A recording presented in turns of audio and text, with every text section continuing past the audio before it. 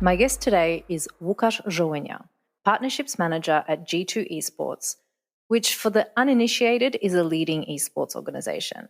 You'll hear how he turned his passion for gaming into a super successful career, and we'll also talk about the fascinating world of esports, which has been growing seemingly in the background for decades and doesn't show any signs of slowing down. If you ever wondered why anybody would want to watch other people play video games, which was my question, you'll find your answer here. I'm Katarzyna Dąbrowska, and it's simple, you know?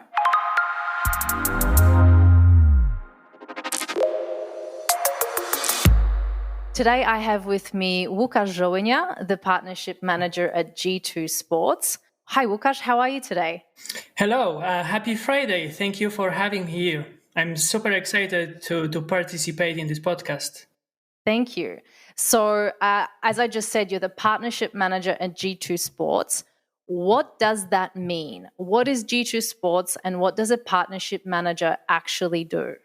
So, the G2 Esports is one of the world's leading esports organizations. We have plenty of esports teams competing in multiple games and answering what's the role of partnerships manager. In a big shortcut, on a daily basis, as partnerships managers, we are responsible for maintaining the relation with all sponsors and partners. So whenever we have to do something with a partner, we are some sort of a bridge between the sponsor or partner and what happens inside G2 Esports with relevant departments. Okay, so if you were to explain to somebody what exactly is esport, what would you say?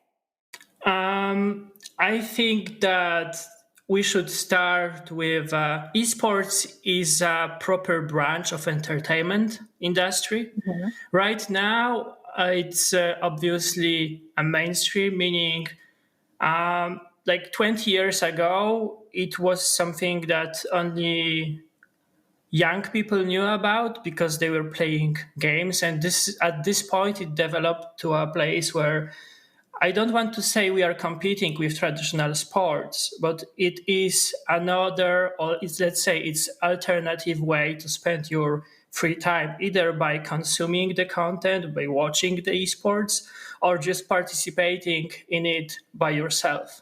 You just said 20 years, which might come as quite a shock to a lot of people. It even surprised me because I was like, oh my God, has esports been around for 20 years? And it seems that approximately it has been around that long. When did it start for you? When did you first come across esports as a hobby, later industry? I think it was relatively early, something like third class of primary school. Back in days, Counter-Strike 1.6 or even 1.5 was super popular. One of the most known FPS games at that time. And it started just by, having some games with classmates, competing, for example, which class is the best in school, visiting local computer cafes, having some city tournaments, competing who is the best. And that was like my first touch with esports per se, I would say. And then it just grew because whenever, for example, how to explain it, you are more hunger, if you already experienced something, you know that feeling and you want to repeat it again and again and do it better and bigger. So I started playing with a group of friends, creating some sort of a team. We are playing more and more together, getting better as a team. And we were hungry to compete in various tournaments, either online or offline. And at one point, it was about traveling, to different cities. And my parents were not quite happy about it just because I had, like 10 years or 8 years. Like I was like 9 years old, 10 years old. So literally every travel to like another city would always require them being around me, but they had to work. So at one point, I literally decided, okay, guys, I'm not going to be a part of this team, but I want to help you as a team to create, like a website or behaving as some sort of team manager. And this is where my the whole journey with esports started, because at one point I was lucky enough to meet like a group of people that helped me with creating, let's say, on the very beginning, super amateur organization. And at one point we were able to transfer to a semi-professional organization that gave me all the basics to enter this, let's say, professional field of esports, and at the end of the day find a job and make me who I am today, being able to work for one of the best organizations in the world. So it was a journey that took me over, let's say, 10 years, and I'm feeling super blessed that I could experience all this. I don't want to say all the struggles, but I could develop in esports on with the same speed as the whole industry was developing. Because like esport, it took and it's still taking a lot of time to become like a maybe not like traditional sport, but be in the mainstream, and like more and more people are aware about esports. So right now, if people are asking me how to enter esports, how to find your niche here, or how to in general work in esports, it's quite difficult, or it is a bit more tricky, because you need some sort of experience, or you need to spend a lot of time to learn and have this experience that will allow you to do a certain job. And I did not have this problem, right? Because I was experiencing as the whole industry was growing. Okay, so you were growing while the exactly industry was growing. Yeah. So we even all the failures, it was like a huge lesson, because it's still at some point trying and checking what works, what doesn't work. But we are also taking a lot of from other industries, or even traditional sports, or from television. Back in the days, it was purely experimenting, and there was no guidance. Right now, we know what worked, what works, and what doesn't. Yeah. I'm curious, because I want to definitely come back to how to enter esport. But what I'm curious about is, what do your parents think now? So right now they are super happy that I'm doing what I love. And even in high school, when they've noticed that, okay, this is something I'm spending a lot of time, but it allows me to grow as a person and learn new things, and like acquire some skills that will be helpful, not only because it's sitting in front of the PC playing games or doing everything about games, but learning some marketing skills, interpersonal skills, how to maintain relation with people, organizing your time. This was something that they were more and more supportive. At one point, when we had No Mercy as organization, and we were working with Kingston Technology or HyperX, or even a few different brands.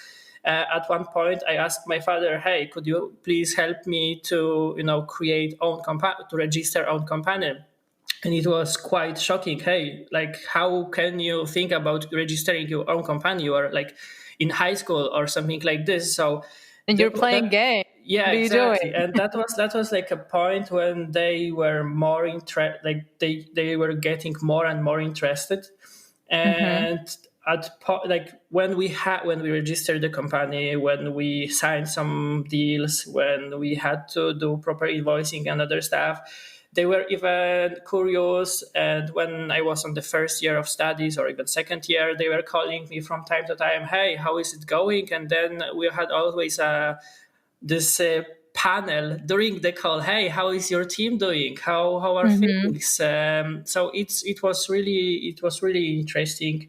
I mean, it shown how far we went with the whole esports per se, and then even not only parents, but even members of my family, aunts, and even like my grandma was like, okay, so how is your team doing? And that's really cool. And right now I believe a lot of people in esports, even entering esports, are in this position where they can literally have this conversation.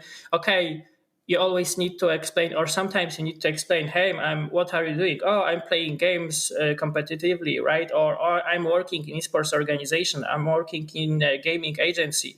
But it's relatively easier because we've seen esports already in TV. We see things about esports in press, so people are more and more aware. So yeah, it's like right now we say it's easier, right? Because the awareness about the whole esports and that it exists is a bit bigger. Yeah, definitely. It's definitely something that people are hearing more about. You mentioned before internet cafes, and I wanted to talk about it before I forgot about it, because internet cafes is also something that it's like a relic from the past. They still exist, but really there's no need for them.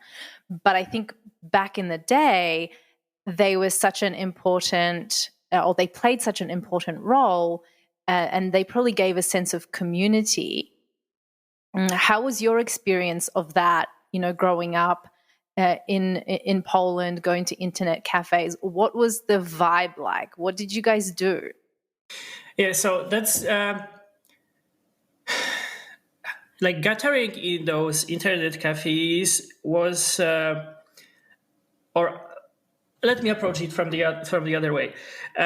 Right now, when you meet with people, it's most like in real life, it's only school, right? And then people are doing whatever they want. Like everyone has different hobby, and because of the internet and social media, we are more connected. But in the days, no, like young people did not like. Not everyone had a phone, but we always knew where to find someone. And so internet cafes were like this place where you could always find people you share the same passion or you have the same hobbies. It was not only about, hey, let's play some games, but it was just like the way we spent time, even sitting and watching how someone else is playing, meeting new people. So that was like this place or a group where you could always go even by yourself and literally find or meet new people that you could, make some new relations. Right now, it's as you mentioned, it's like a relic of a past. Meaning, everyone right now has a PC and internet connection at home. In the past, or at least a mobile phone, and yeah, exactly. So we are highly connected. In the past, even having like a internet connection at home that was like constant, like DSL or Neostrada or other thing. Like even in some villages or cities, it was not possible to have a proper internet connection. So that was the only opportunity to try to experience those like multiplayer games or playing on PCs that could handle, let's say, the newest games at that time. Yeah. You also said something about watching people playing games, and this is something that when I speak to people about esports and when I speak to people about live streaming, especially, the objection that I hear the most is, oh, it's fine, you can play games and do all that, but people don't understand watching other people play games. Can you tell me, or not me, but can you tell us something about that? What is the draw? What is so exciting about watching someone else play a game?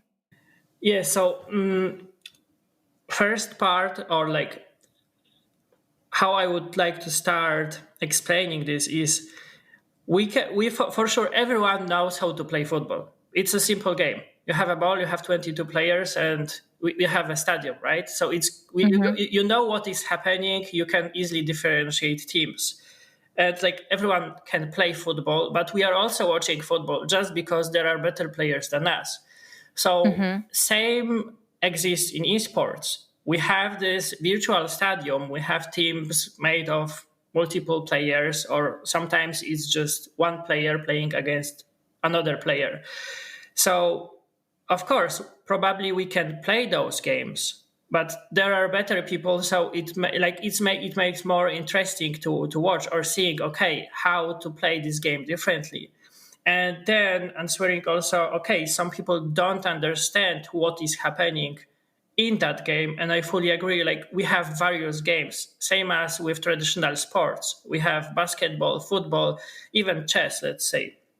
So understanding rules is, of course, crucial. But some games, some categories, let's say even Counter-Strike, it's a super easy game to understand. You have 5 players in one team, 5 players in the other team, and you have objective to, map objectives or to eliminate the other team. It's like going paintball with people. You don't need to explain that much about paintball in real life. But for sure, we have games that are more complex, let's say even Hearthstone or Dota 2, that I don't get personally. Like I'm here for a long time. And of course, I understand the win conditions in Dota 2, but I don't understand the game and how to play it properly. With League of Legends, I think it's a little bit easier, but we always need to give this proper introduction, how exactly this game is, being played, what's the role of each player, and literally how to win, or what are the main points during the game, what to keep an eye on. And once we know those basics, we are trying to, to learn more and more about the game, understanding those small details that are, like, let's say, deciding factors at professional level, who is going to win or not. So, for example, if someone is scoring a goal from the distance of 50 meters, of course, it's more impressive than scoring a goal from 10 meters, just because it's harder. So we can see the same patterns when someone is doing a really great play, and when we understand the complexity or what is needed in order to make it, it's just more and more satisfying. Okay, I get it. I get it. I'm a gamer, but I'm not that kind of gamer, and so I've never really gotten that much joy out of watching other people playing. But I guess maybe if I was actually playing those games, I could see the point of it. Trying to get better and training and wanting to be the best player. Yeah, and I think there is also one important comment on watching someone else playing, because of course we can watch, let's say, how the other, let's imagine we are watching 2 football clubs playing without casters. They are giving us this narration, right? Building the excitement, all the emotion, to add extra layer on what we see. And same applies with esports and gaming, or even streaming. So sometimes we are just watching, okay, both teams are playing, but there is no extra narrative there. So it's also important that we have someone that is, casting the game, explaining what is happening, creating another angle for the story. So it is more exciting to watch, I would say. So what you're saying is it's a lot more exciting to watch a game if you have someone like a sportscaster talking about what is happening. Yeah, exactly, because this is what allows us to connect better. And even if we don't have this understanding or deep understanding what is happening, it helps us to understand. So even if we have a final of a game and it's going to overtime or not, and it's last minute of a game in football, right? It's good to hear, okay, so if team A is going to score a goal, they are advancing to finals or not, knowing this story. So yeah, I think that's a crucial part. And this is why it is making esports as a proper entertainment. That, people are filling stadiums. Right now, okay, we have difficult times. But in general, esport events are gathering thousands of people in arenas to watch how teams are competing. And this is like, we have the same emotions. We have victory, we have lose, we have pain there, because playing games is exhausting, but we have the whole range of emotions that we can find in traditional sports. Okay. I understand. I can see how that is a thing. Now, I don't want to talk about this too much because I think this is a topic that has been discussed a lot. But I do want to touch on it just briefly because you mentioned these times that we're living in, and I assume you were referring to the pandemic situation. So I wanted to touch on briefly, how has the pandemic changed, or has it at all changed how you guys do business at G2? So pandemic times are, let's say, challenging, but every crisis creates opportunities to grow. And this is like some sort of a test. Those who were prepared and have a stable base were able to get some benefits out of the pandemic. So for sure there are, like, let's say, positive sides, like people are spending more time in front of PCs, meaning consume more video content, are spending more time reading about the games, playing the games themselves. And it's sort of like coming back to our roots, because like everything started in gaming cafes or at homes. We like esports did not exist on esports arenas and stadiums from the very beginning. So it's for some older players, it's literally coming back to roots. For younger players, it's something new. It's some sort of taking a step back, but the competition is still there. Thanks to internet connection and thanks that, I mean, this is a computer game, so everyone can sit at home and literally do what they want to do. For some players, I think it's also some sort of relieving that they can literally spend some time at their homes with their family instead of traveling around the world, just because the competitive schedule was always busy and tournaments are happening on various continents. So, for example, our CSGO team in G2, they were spending at least 10 months a year traveling around the globe to participate in tournaments. So this is super exhausting. Right now, they were able to have some rest. Of course, there are still competitions going on. And it's also different because they cannot train together. They cannot train as a group in one place. The relation has to be maintained through online. So it's also challenging from technical perspectives. But it's just different. It's hard to say whether it's completely positive or negative. There are both sides on the current situation. Okay. And I want to talk a little bit about the teams, but I want to give it a little bit of context first. So tell me briefly, what exactly does G2 do? How many teams do they have? What kind of games do you play? Give us a little bit of background. Yeah, so as G2, as esports organization, in G2, we have, let's say, two pillars. First is competitive teams that are participating in all mainstream games or the most known games like Counter-Strike, League of Legends, Valorant, Rocket League, Rainbow Six, Fortnite, Hearthstone. And the second pillar is what we call creators. So those are the people who are playing games and mainly they are streaming more about creating content and some sort of entertainment versus participating in a competitive tournaments, leagues, etc.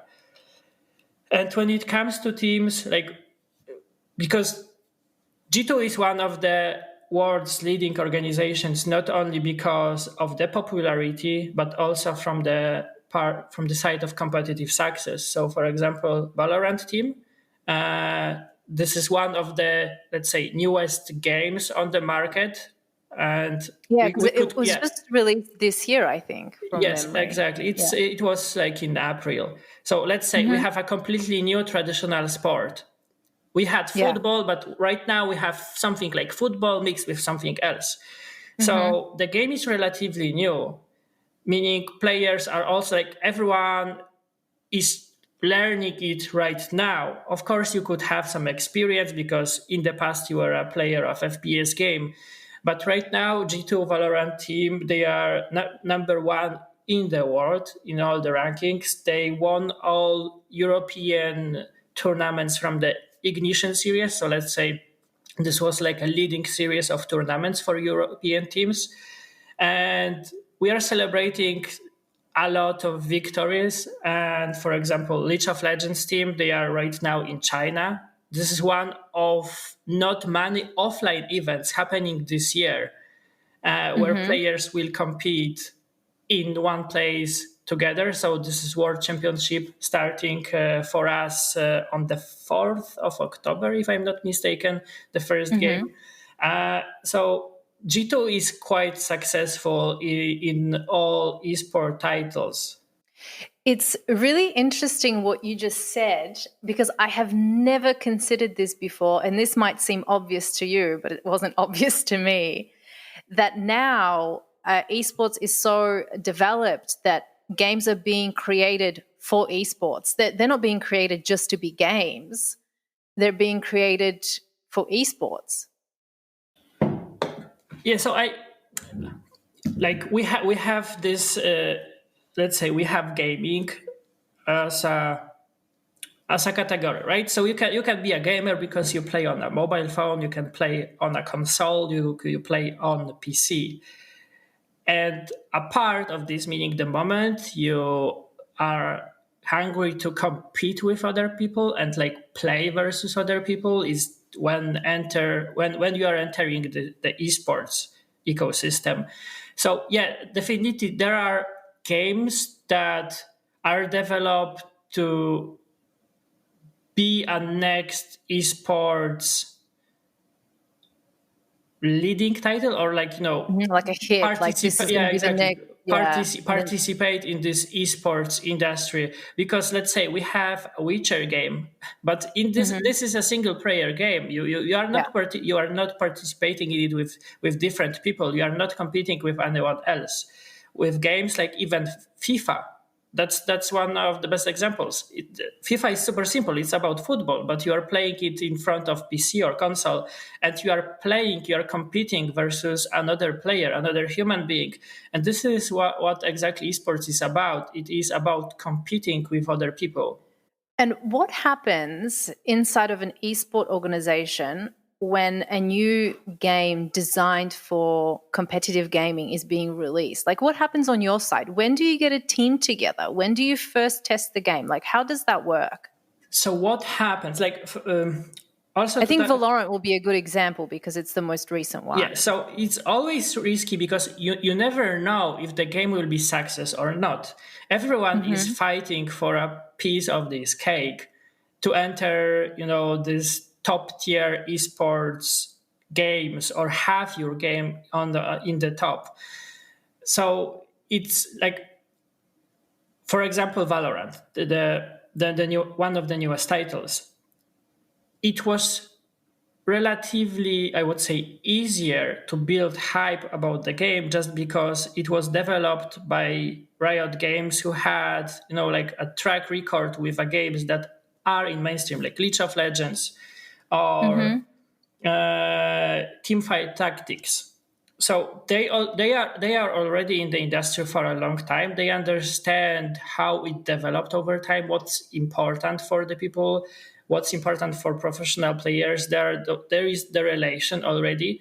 So I think the chance to have a success is relatively higher than for a new studio that is entering the market. They never done a multiplayer game, and it's always some sort of a gamble, right? It's like there are multiple factors. The game can be great, but for example, there is no competitive ecosystem around it. There is no interest from sponsors or players to participate in it.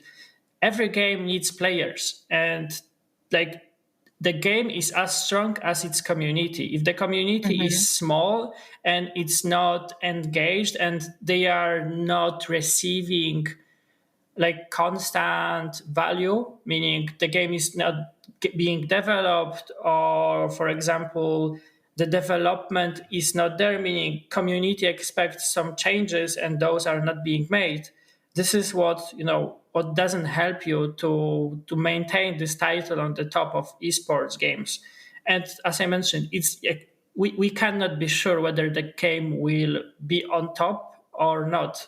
It is always risky, but everyone in the ecosystem is participating in making this certain title great or bad. So what makes you decide, yep, we're gonna make a team for this game? Or what makes you decide, well, we're not gonna play that one? So I think there is like multiple factors, like who is developing the game, what are the plans, is this what we, let's say, believe in, meaning if we have 5 games of a similar style, let's say FPS games, and someone new is entering the market, hey, I'm going to develop or I'm going to leave another FPS game, the market is already saturated for this category.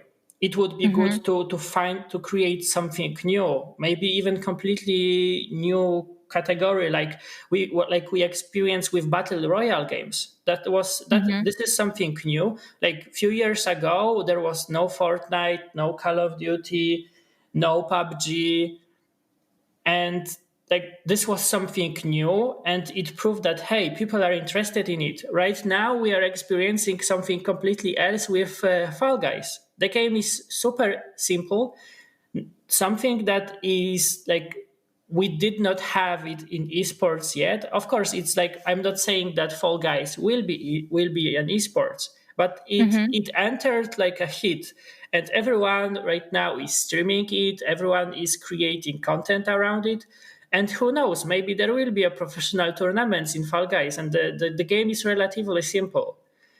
So it like there are many factors behind, and also it's hard to me to explain why exactly G2 decided to enter Valorant team, because we have a dedicated personnel, including also Carlos, our CEO, to decide which games we are competing in and what games we are interested in competing in.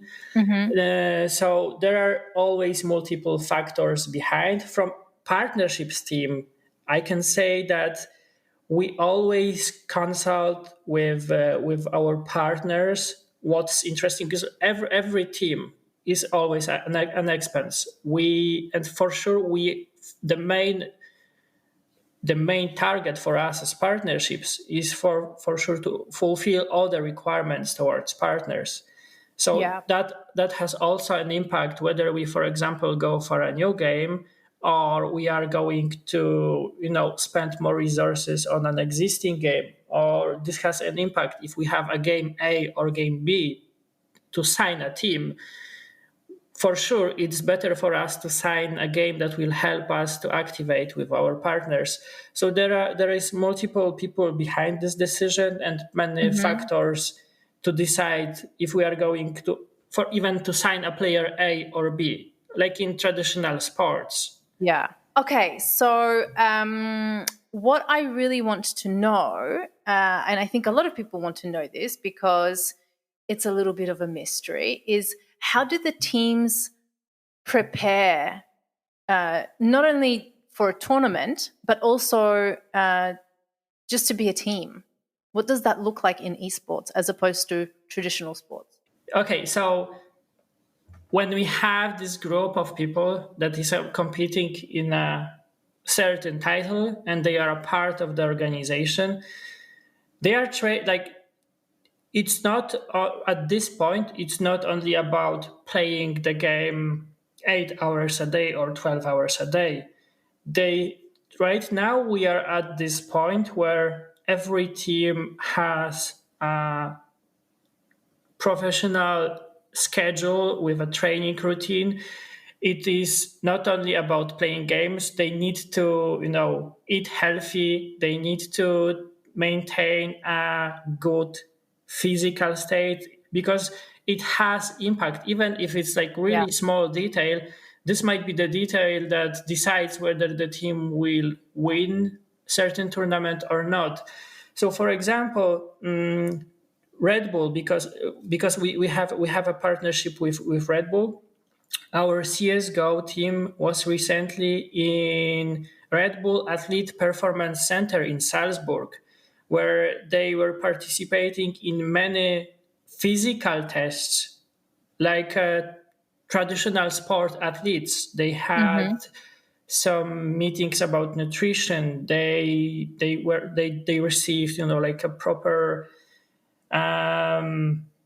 food advices. So it's not right now, it's going way beyond playing computer games. And even in Poland there are teams created based on some tests, right? And measuring who can, like, what's a deciding factor, why one player is better than another, trying to understand if, like, what are the conditions. For example, for basketball, okay, we know it's better to be higher. Yes, it's better to be a taller person. This is something we can measure right now, right? And this is like our experience. So esports is relatively new and it's still being discovered why one player is better than another. Of course, we can name Reflex, but how exactly Reflex has an impact for it. So it's like there is a lot of happening around those teams. The personnel is not like, in the past there was only 5 players and they were training together. Right now we have a positions of like a coach or analysts or other people as a staff responsible for gathering the data, not only about the opponents and trying to prepare, okay, how exactly we can prepare to face the other team, but also how to prepare or push players like to develop more and more, get their full potential. So it's right now as a team, it's like a proper job. There is a schedule prepared for a team. There is an individual schedule prepared for every player, and there is a plenty of people working with those players on various topics in various fields to let them or help them to be better. Cool. I get it. I think that's I think for a lot of people that's quite surprising because there is some stereotypes when it comes to gaming in general. And when I speak to people about this, they're usually pleasantly surprised that it's being done at such a professional level. I fully agree. And this is also why there is a difference between gaming and esports, right? Esports is this super professional part of gaming where all details matter and the main focus is to achieve this success. And that's why it's like, that's why it is also changing, meaning the perception of esports and gaming is slowly changing because we see in media we are telling those stories. We are showing that like playing and competing in games, it's not only playing games for eight hours a day. Showing the whole narration and what is happening with those teams, what is happening around them. So it will help to change the image, and it is already happening. And I believe even if we compare how things are looking right now and 1 year ahead, like if we could even compare how is the perception of esports today and 2 years ago, there is a massive difference, and the best is yet to come. Yeah. We are slowly running out of time, and I definitely want to speak to you a little bit more about what your actual job is, because at the very beginning you briefly described what it is that you do, because you're a partnership manager. And how I understand it, and correct me if I'm wrong, is that you are in charge of managing any kind of, let's say, sponsorships or brands that want to come and work with the team. Would that be accurate? Yes, that's the best summary. So whatever is happening with G2 and its sponsors, it's always managed by a partnerships team. We are some sort of like a connection bridge between the brand and all departments we have in G2. So we are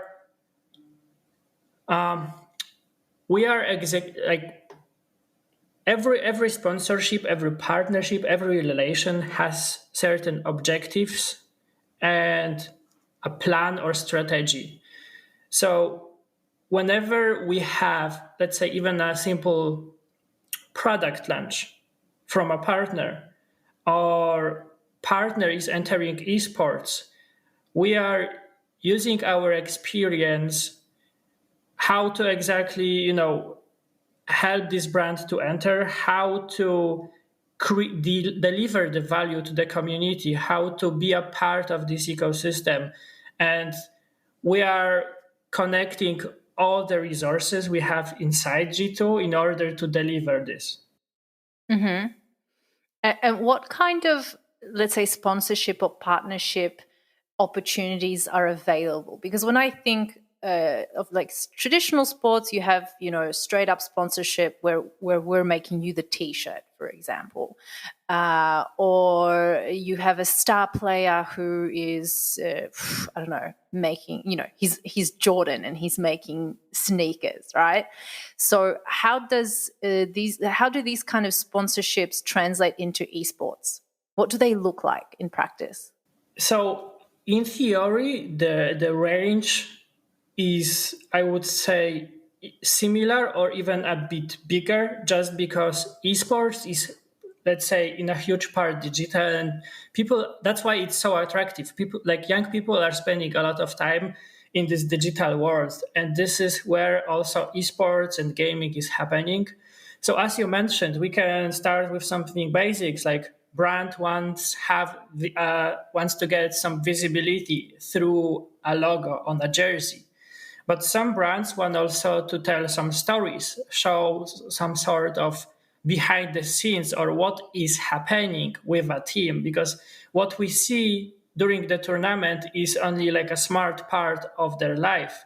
So, for example, brands like MasterCard, they are oriented on not only participating in stories that are happening right now, but they want also to sparkle the conversation. They want to be like storytellers, and then they are inviting talents they're working with to participate in it.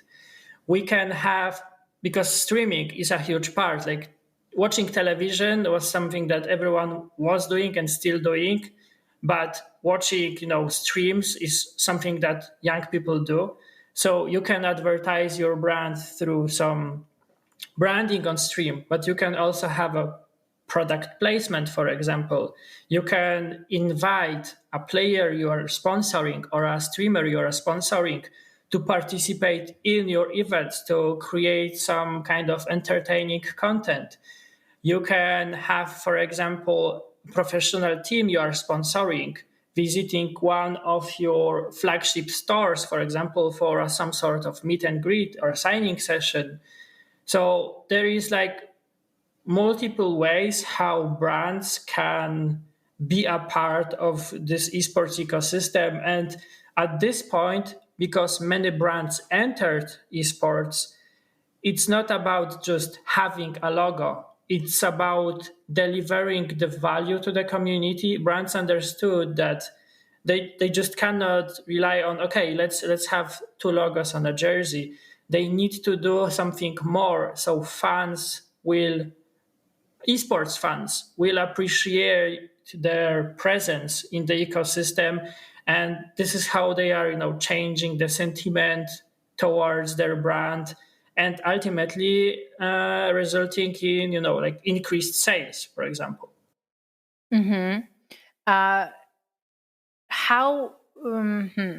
How are brands making the decision to enter the esport or the streaming market?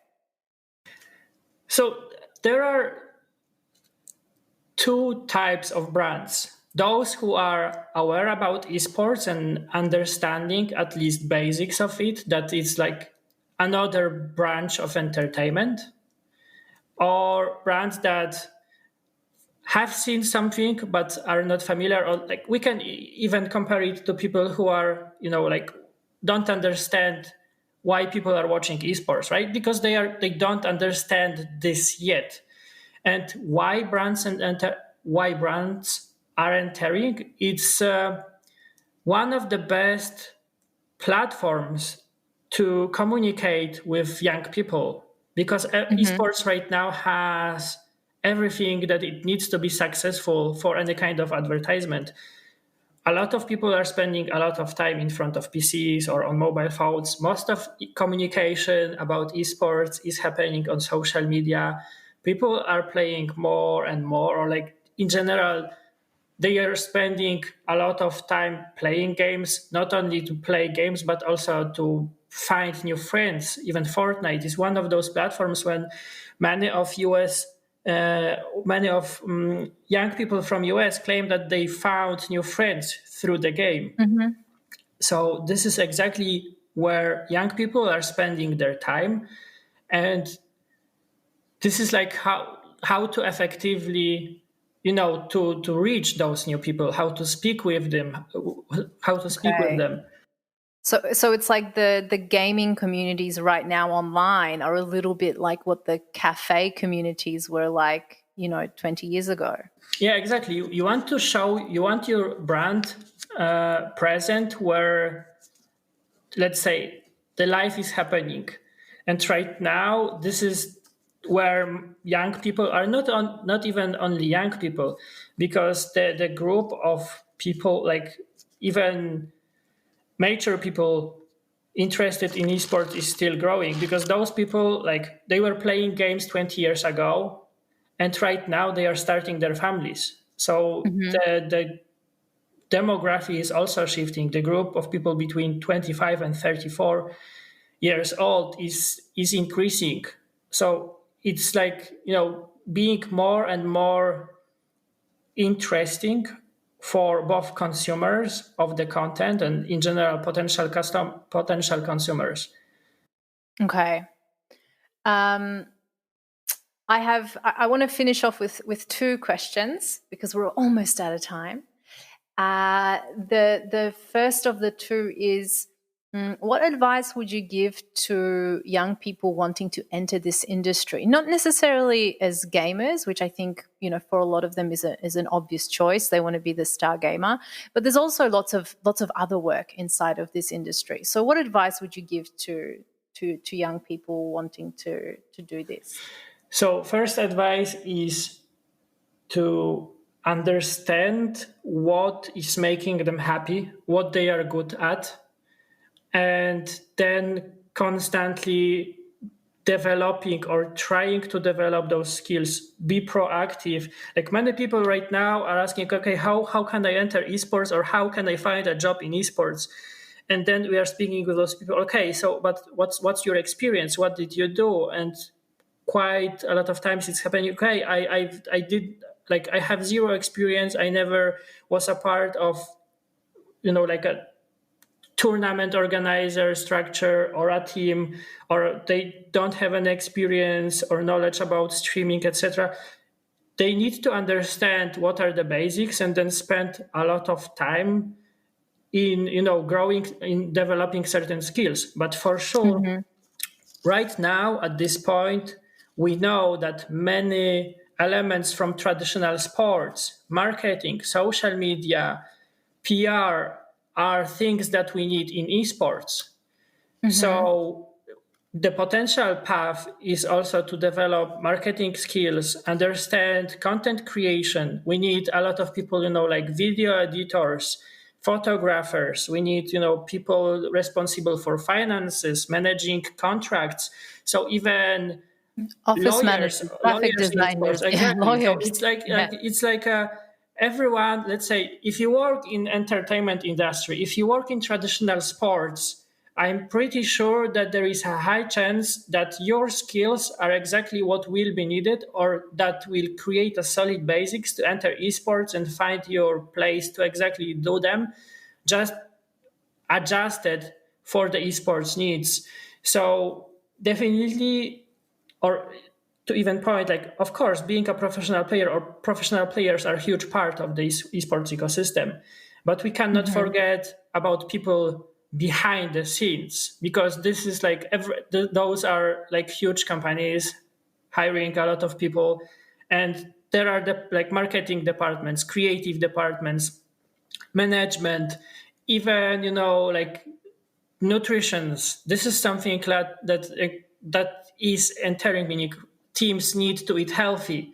So understanding this and understanding, okay, what can actually help those professional players to perform better and better.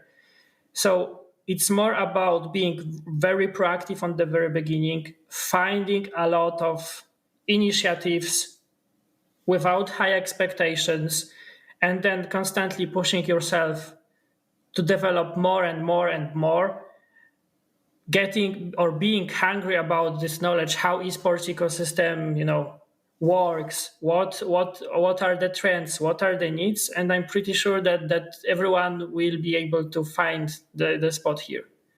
Do you think that being a passionate gamer is required to work in esports, or not really?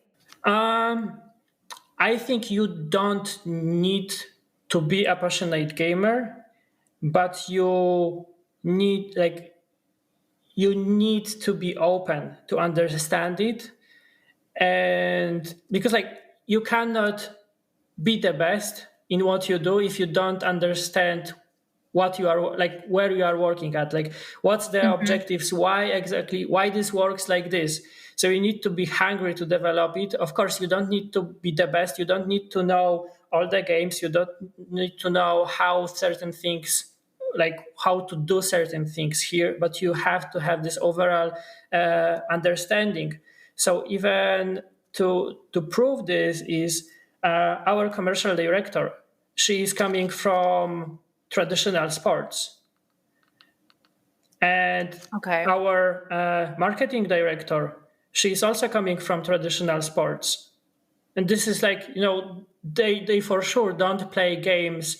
They don't spend that much time on playing games, but they understand what is happening. They understand the industry, so they can make a proper decisions. Okay. So my final question